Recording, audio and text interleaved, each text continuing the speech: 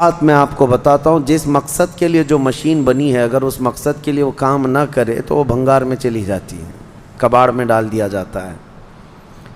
ایک مکسر جو ہے مسالہ پیسنے کے لیے لی جاتی ہے، یا پھر اپنے گھریلو کاموں کے لیے، واشنگ مشین کپڑے دھلنے کے لیے ہوتی ہے، کار ایک جگہ سے دوسری جگہ چلنے کے لیے ہوتی ہے۔ لیکن اگر یہ اپنے مقصد میں مشین کام نہ کر رہی ہو تو اس کو کوئی انسان رکھتا نہیں ہے، پھر اس کو اٹھا کر کے کباڑ خانے میں ڈال دیا جاتا ہے، یا اس کو جو ہے بھنگار کر دیا جاتا ہے۔ یہی ہوتا ہے، اپنے مقصد پر جو چیز کام نہیں کر رہی ہوتی اس کو رکھا نہیں جاتا۔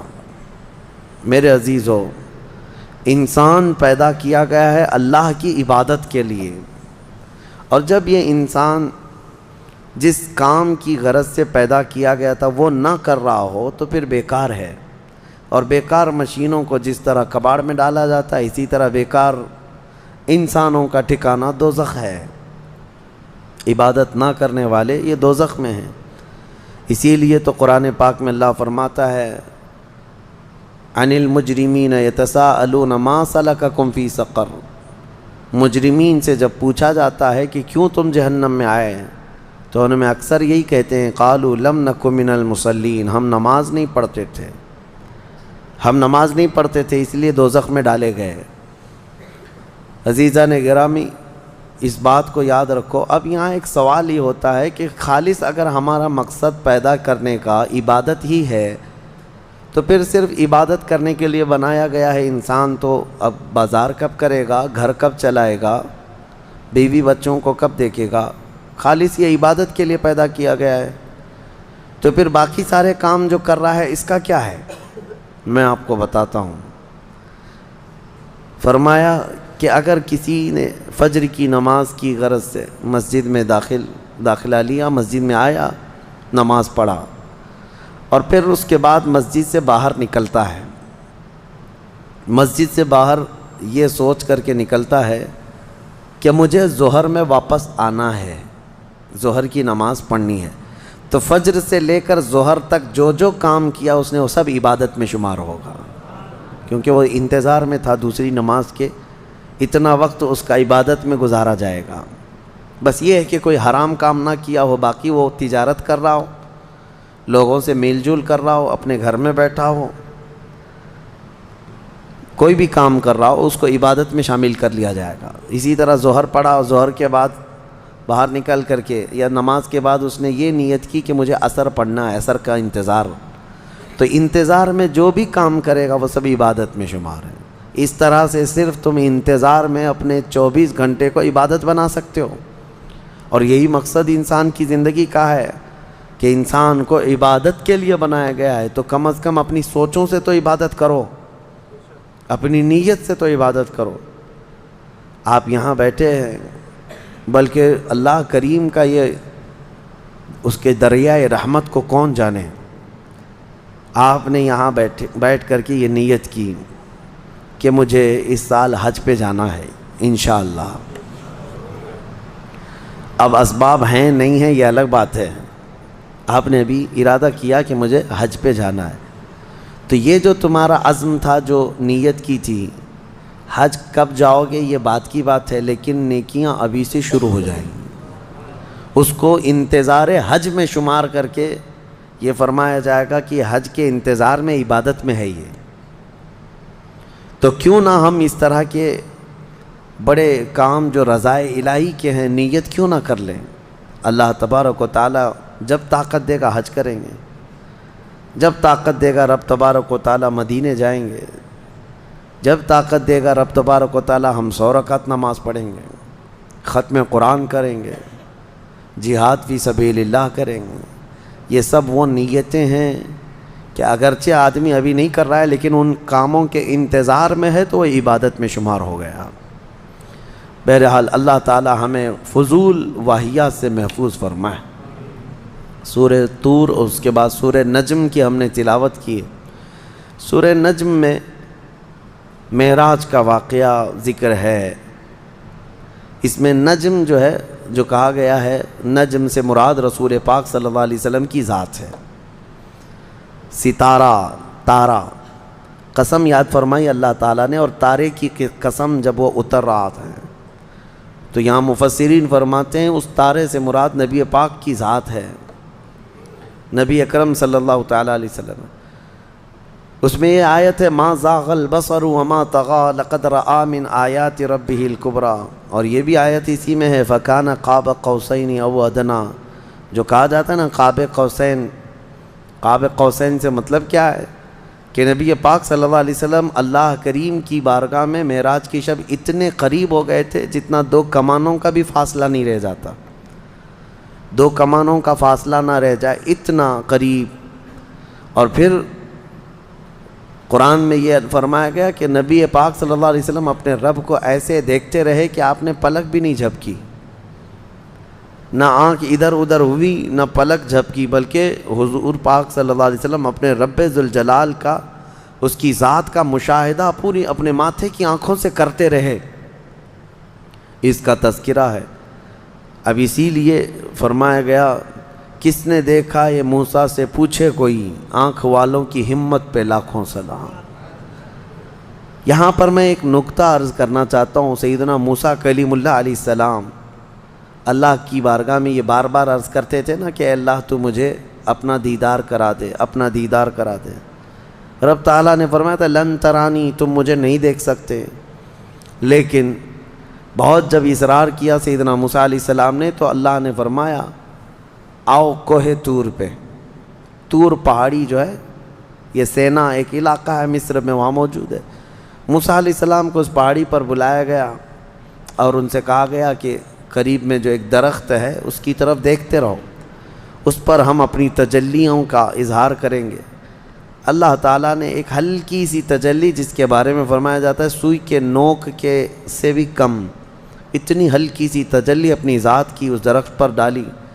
موسیٰ علیہ السلام ابھی پورا کھلی آنکھوں سے دیکھ بھی نہیں پائے تھے، پلک جھپکتے دیکھا تو غش کھا کر گر پڑے، بے ہوش ہو گئے، اور پہاڑ پورا جل گیا. وہ جلا ہوا پہاڑ آج بھی موجود ہے، آج بھی ہے. وہ درخت ہو کہ اس کا سایہ پورے پہاڑ پر پڑا اور پہاڑ پورا سرما بن گیا جل کر کے. اب موسیٰ علیہ السلام کو جب افاقہ ہوا تو آپ کہتے ہیں اے اللہ تو بہت بلند و بالا ہے، تو بہت بلند و بالا ہے تیری ذات. اس کے بعد موسیٰ علیہ السلام جب اپنی قوم میں آئے تو ان کی آنکھوں کی روشنی کا حال یہ تھا کہ وہ 3 میل دور یعنی تقریباً 4.5 کلومیٹر 4.5 کلومیٹر اندھیری رات میں کسی کالے پتھر پر ایک کالی چونٹی بھی رینگتی ہو تو حضرت موسیٰ علیہ السلام دیکھ لیتے تھے. اور ان کی آنکھوں میں آنکھیں ڈال کر کے اگر کوئی غور سے دیکھتا تو اندھا ہو جاتا. موسیٰ علیہ السلام کی آنکھوں میں جو جلال تھا وہ ہلکی سی تجلی جو آپ نے دیکھی تھی کوہ طور پر، جب آنکھوں کی روشنی کا حال یہ تھا اور ان کی آنکھوں کے جلال کا حال یہ تھا کہ کوئی آنکھوں سے آنکھیں ملا کے دیکھ نہیں پاتا. اور سخت سیاہ رات میں 4.5 کلومیٹر دور اگر کسی پتھر پر چونٹی رینگ رہی ہو تو موسیٰ علیہ السلام دیکھ لیتے تھے. یہ ہلکی تجلی دیکھنے والوں کی آنکھوں کا حال ہے. اور جو رب ذوالجلال کی پوری ذات کا مشاہدہ کیا ہو اس سرور عالم صلی اللہ تعالیٰ علیہ وسلم کی آنکھوں کا حال کیا ہوگا. اور کوئی غیب کیا تم سے نہاں ہو بھلا یا رسول اللہ، جب نہ خدا ہی چھپا تم پہ کروڑوں درود. اسی لیے فرمایا اعلیٰ حضرت نے جس طرف اٹھ گئی دم میں دم آ گیا، اس نگاہ عنایت پہ لاکھوں سلام.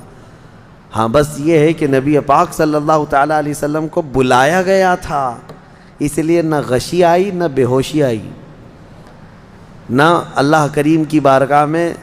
قرآن میں یہ فرمایا اللہ نے ما زاغ البصر وما طغى، آپ کی آنکھیں نہ جھپکیں نہ بہکیں، ادھر ادھر نہیں ہوئیں، اپنے رب کے جلووں کا مشاہدہ کرتی رہیں. کیوں؟ اس لیے کہ جن کو خود رب تبارک و تعالیٰ بلایا ہو. یہاں سے اور ایک نقطہ میں بتاتا ہوں، کوئی خود سے اگر کوئی چیز حاصل کرنا چاہے تو بالکل ممکن نہیں، لیکن رب کسی کو دینا چاہے تو یہی تو اہل سنت و جماعت کا عقیدہ ہے علم غیب جو حضور صلی اللہ علیہ وسلم کے لیے ہم مانتے ہیں، یہ لوگ کہتے ہیں یہ سنی بریلوی سب شرک کر جاتے ہیں، رسول کے لیے بھی غیب کی خبر، غیب کا علم مانتے ہیں کہ اللہ عالم الغیب والشہادہ ہے، رسول کیسے عالم الغیب ہو گئے؟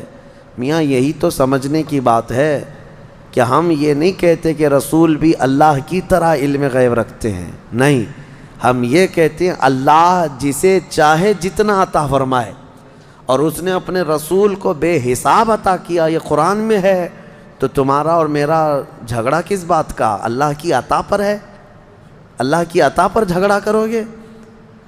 تمہیں یہ ماننا ہوگا۔ ہاں اگر کوئی یہ کہتا ہے کہ نہیں رسول کا خود کا ذاتی علم ہے تو اس کو کہو کہ گمراہ ہو گیا یہ شخص، ہم اس کو نہیں مانتے۔ رسول پاک صلی اللہ علیہ وسلم کو ہو یا دنیا میں کسی بھی شخص کے بارے میں تم اگر یہ مانتے ہو کہ اس کی خود کی حاصل کی بھی طاقت ہے، ہم اسے شخص کو کہتے ہیں کہ یہ شرک کی طرف جا رہا ہے۔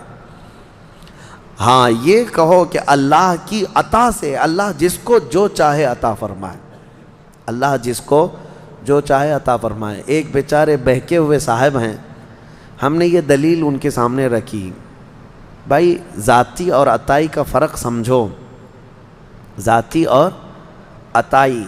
ذاتی کا مطلب اللہ کی جتنی طاقتیں ہیں وہ اس کی خود کی ہیں، اس کو کسی نے دیا نہیں ہے، اور رسول کو جو کچھ بھی ملا ہے وہ ان کی خود کی نہیں ہے بلکہ یہ اللہ کی عطا کی ہوئی ہیں، اللہ کی۔ بات سمجھ میں آئے؟ صاحب جو ہے وہ بھڑک گئے اور کہا کہ یہ سب فرق آپ نے پیدا کیا ہے، اس کا مطلب یہ ہے کہ اللہ جسے جو چاہے وہ سب دے گا۔ کہا اس میں تمہارا اور ہمارا اللہ مشورہ نہیں لے گا کہ کس کو کیا دینا ہے، کسی کو علم سے نوازا، کسی کو دولت سے نوازا، کسی کو صورت سے نوازا، کسی کو سیرت سے نوازا، وہ جس کو جو دینا چاہے۔ جب وہ کائنات میں اپنے محبوب کو بے پناہ علم عطا کرتا ہو تو تمہیں جھگڑا کس بات کا ہے؟ تو ان صاحب نے ایک چبھتا ہوا سوال یہ کیا، اچھا تو آپ یہ مان لیں گے کہ اللہ جس کو جو چاہے وہ عطا کر دے گا، تو پھر ہو سکتا ہے کہ اللہ اپنی طرح دوسرا اللہ بھی بنا دے کسی کو؟ کہاں کی بات کہاں لے جا کر کے فٹ کر رہے ہو؟ ہم نے پوچھا کہ اپنی طرح اللہ بنانے کا مطلب کیا ہے آپ کا؟ اپنی طرح ایک خدا، اور یہ ایتھسٹ لوگوں کا سوال ہے جو ملحد ہیں۔ ہم نے ان سے کہا کہ ٹھیک ہے، آپ کہنا کیا چاہتے ہیں؟ یعنی اللہ دوسرا خدا بنا سکتا ہے؟ یعنی دوسرا خدا؟ تو میں ہی آپ سے سوال کرتا ہوں، چلیے آپ کے حساب سے اگر خدا نے دوسرا خدا بنایا، دوسرا خدا بنایا، تو مجھے یہ بتاؤ یہ دوسرے نمبر والا خدا، اس کے بارے میں عقیدہ کیا ہونا چاہیے؟ ہمارا عقیدہ یہ ہے، ہمارا عقیدہ خدا کے بارے میں کیا ہے وہ سنو۔ دوسرا کیوں نہیں بنا سکتا اللہ؟ دوسرا اگر بنایا تو اس کے بارے میں جب بھی تم کہو گے تو یہ کہو گے یہ خدا کا، یہ پہلے والے خدا کا بنایا ہوا ہے، کیا کہو گے؟ دوسرا والا کیا ہوگا؟ بنایا۔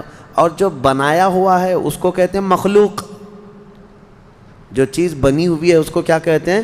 مخلوق۔ مخلوق کبھی خالق ہو ہی نہیں سکتا۔ مخلوق ہونا ایک ایسا عیب ہے کہ وہ خالق میں نہیں آ سکتا، خدا میں نہیں ہو سکتا۔ اگر وہ خود پیدا ہوا ہے کسی سے تو پھر ہم اس کو خدا مانتے ہی نہیں، ہم اس کو خدا مانتے ہی نہیں۔ ہم خدا جس کو مانتے ہیں وہ لم یلد ولم، وہ کسی سے پیدا ہوا ہی نہیں اور نہ اس سے کوئی پیدا ہوگا۔ بہرحال یہ بھونڈے جو سوالات ہیں یہ شیطانی دماغ کی پیداوار ہے۔ میں آپ سے یہ کہتا ہوں کہ اللہ رب العزت اپنے رسول کو وہ سب چیزیں عطا کیا ہے جو اس کی مرضی ہے، لیکن خدا بنایا نہیں، نہ ہی خدا کا درجہ، کیونکہ یہ ممکن نہیں ہے، یہ ممکن نہیں ہے کہ دوسرا خدا بنایا جا سکے، ورنہ خدا کا تصور ختم ہو جائے گا۔ ہاں اسی لیے ہم اکثر میں یہ شعر پڑھتا ہوں، میں مانتا ہوں اے عقل والو میرا محمد خدا نہیں ہے، مگر دلوں میں یہ نقش کر لو کہ وہ خدا سے جدا نہیں ہے۔